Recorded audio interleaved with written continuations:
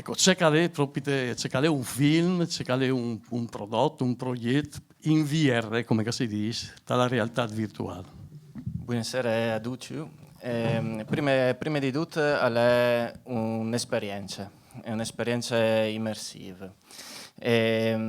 Podino fa un esperimento, podino fa questo esperimento. Provate a chiudere gli occhi, adesso, in questo momento.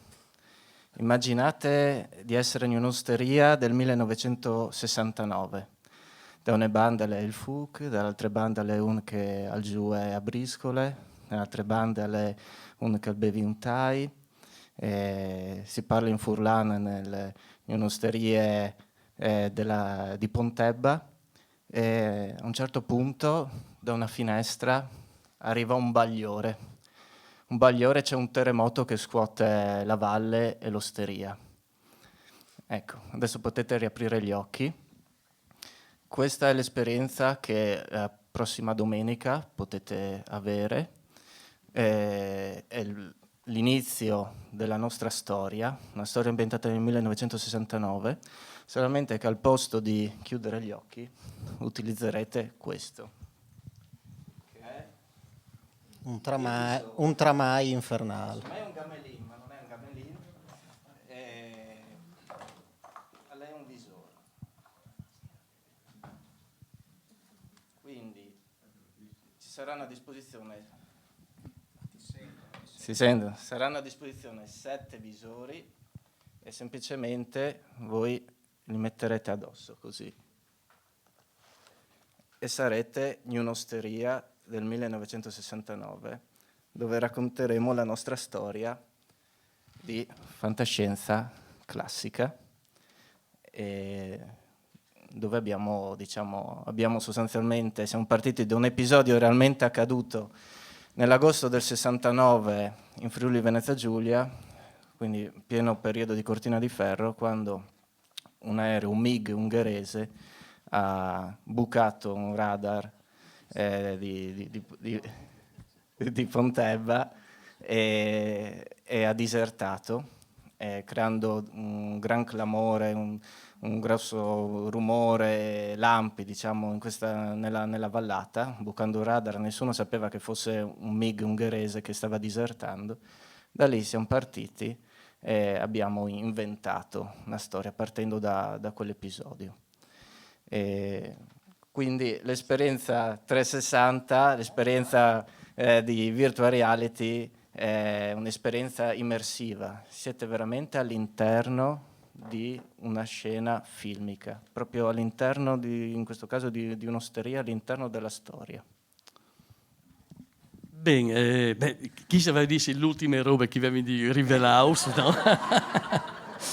E si arriva già alla fine, però mi piacerebbe che spiegassi bene un po' come funziona, poi queste realtà virtuali, perché le robe a me mi è capitato di vivere un momento così proprio con un'area stata dedicata all'infier di Dante, la Divina Commedia, e le robe che chiappe dal punto di vista immersivo, da chiatarsi dentro, voglio farmi attraversare une robe su un burrone, non volevi, era che capa da bocca mi sburtava e mi paccava. E ieri fa il reale e poi il virtuale, è una dissociazione incredibile, no? Ti coinvolge dal punto di vista emozionale. Allora, dopo io parlerò in italiano per potervi darvi più informazioni possibili nel minor tempo possibile, perché insomma c'è già stato un grande carico informativo questa sera. Dopo che il regista vi ha parlato della storia, lo sceneggiatore che l'ha scritta vi parlerà della tecnica registica. È tutto perfettamente normale, no? D'altronde abbiamo parlato che geografia ribaltata, geografie nuove. Allora, come funziona questa cosa e quanto può essere disturbante o quanto può essere immersivo? Allora, dovete immaginare che con il cinema, con il film classico, voi ragionate con un rettangolo, perché c'è una telecamera che decide dove farvi guardare. Voi guardate una cosa e nel frattempo il regista non vi fa vedere 7 cose. Non vi fa vedere cosa c'è dietro di lui, sopra, sotto, a destra, a sinistra, insomma, non vi fa vedere tante cose.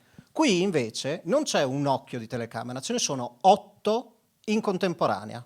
Una palla con 8 occhi tutto attorno. L'immagine che ne esce è una sfera. Quindi voi in ogni momento potrete guardare sotto, sopra, a sinistra, a destra, dietro, e già questo sarebbe abbastanza immersivo, ed è il motivo per cui questa esperienza si fa seduti. Perché? Perché sennò uno dopo un po' potrebbe avere dei problemi, come in barca la prima volta che uno ci va, no? Si alza in piedi, no, meglio star seduti la prima volta. Ma c'è di più, perché siccome a noi questa cosa non sembrava abbastanza complicata, tenete conto che quando abbiamo cominciato a ideare, abbiamo parlato con la prima controparte tecnologica, ci hanno detto: ah sì, ma la tecnologia c'è, ma nessuno l'ha mai usata. Beh, no. Abbiamo deciso anche di metterci una componente sonora. Quindi voi sarete, sì, nell'osteria ci saranno 12 persone più un cane, e queste 12 persone interagiranno fra di loro e voi potrete scegliere cosa guardare. Qui c'è il trucco, cioè dove guarderete il sonoro, il volume, sarà al 100%. Dalle altre parti calerà automaticamente al 30%. Quindi l'affare infernale capisce dove state guardando e si adegua. Quindi, in poche parole, voi farete la regia.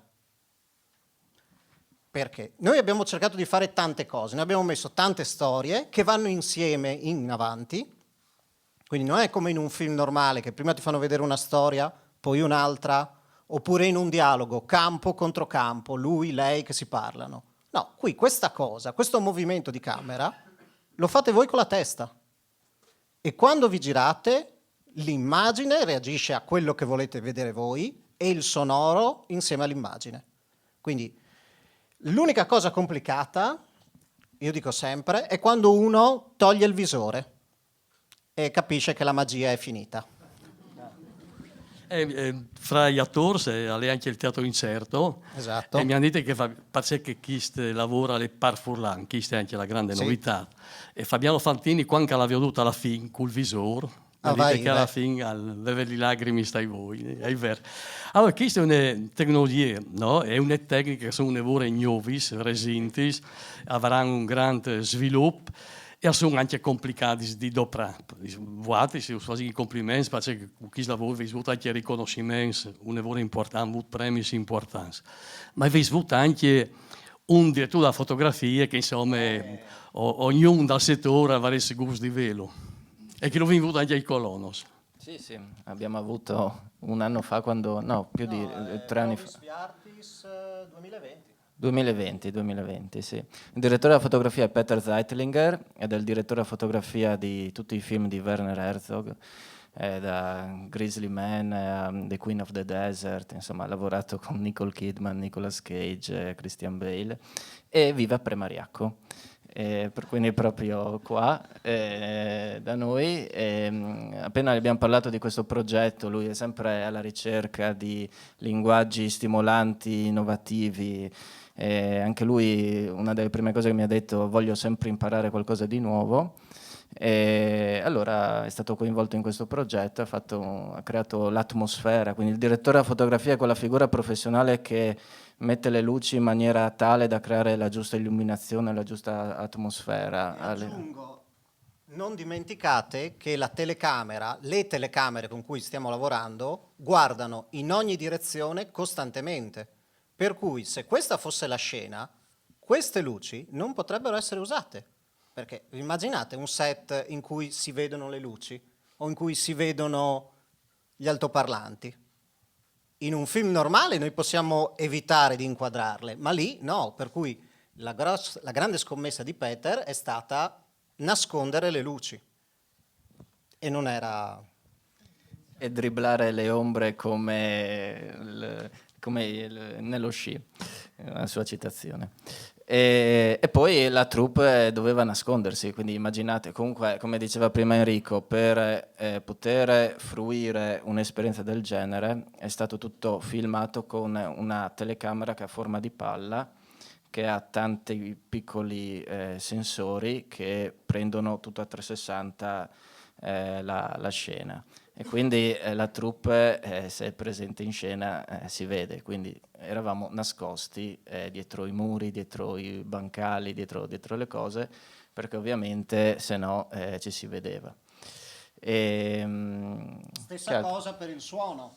Cioè, immaginate tutte le persone microfonate, tutti i microfoni nascosti, nessun microfono ambientale. Bem, gli avvertensis li vindadis, come seis visas.